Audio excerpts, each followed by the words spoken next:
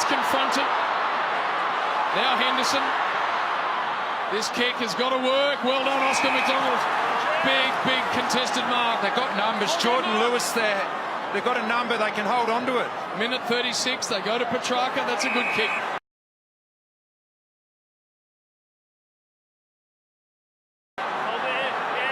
So they start to run some time down here, the Demons.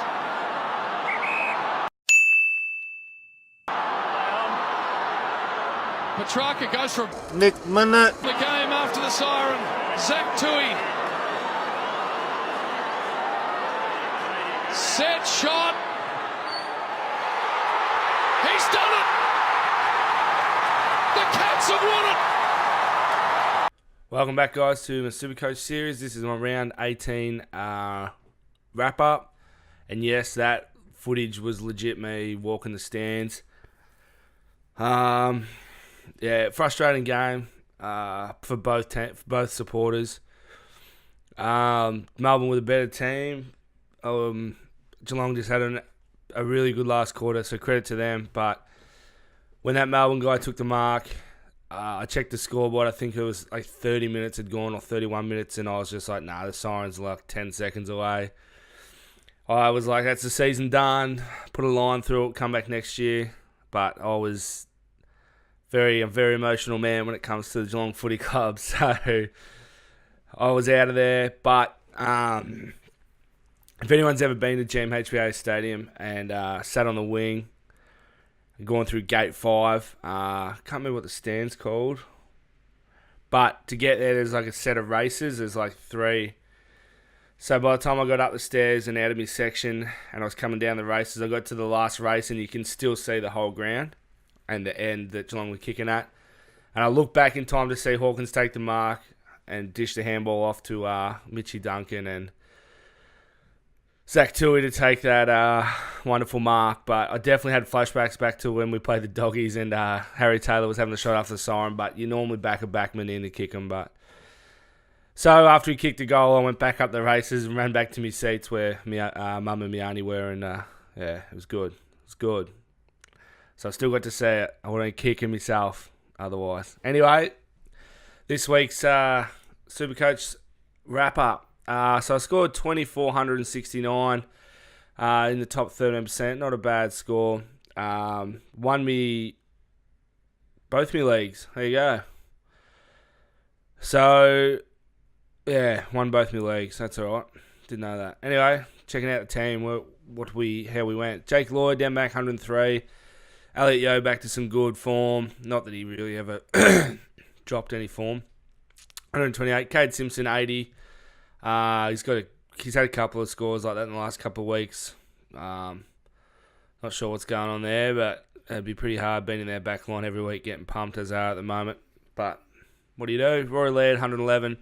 I bought in Brayshaw for Sicily, I do believe. Yeah, not 87, not too good of a score, but yeah, you'll take that. Zach Tui, the man of the hour, 102 out of him. He actually kicked 2 goals, 20-odd possessions, so good to get a ton out of him. And the bench players, they're not scoring because they're not playing. Midfield, Tommy Mitchell, this man's definitely got the Brownlow wrapped up. I can't see anyone else. Do you know what? Even if Nat Fyfe was still playing and wasn't injured or suspended, I still think Mitchell would win it. He was obviously the captain's choice, but I didn't get him. Cripps 122, Danger 126. He had a great game. Merritt 123, Selwood 80. I thought he was going to score a bit better than that. He played alright. He didn't have many possessions, but the ones he did have were pretty good. He kicked that captain's goal on his left foot. That was great to see. Cornelia 143. There's been weeks where I've wanted to trade that man out. I'm pretty glad I'm stuck to him because in the last couple of weeks he's hit some really good form and that's handy coming into the next few weeks. So Dusty Martin, speaking of blokes I nearly fucking traded, 3 or 4 weeks ago, I was like, nah, he's gone. I'm trading him. I think that was when Fyfe got injured, so I had to trade Fyfe. So I hung on to him, and I'm really happy I am now because the last couple of weeks he's been back to his best.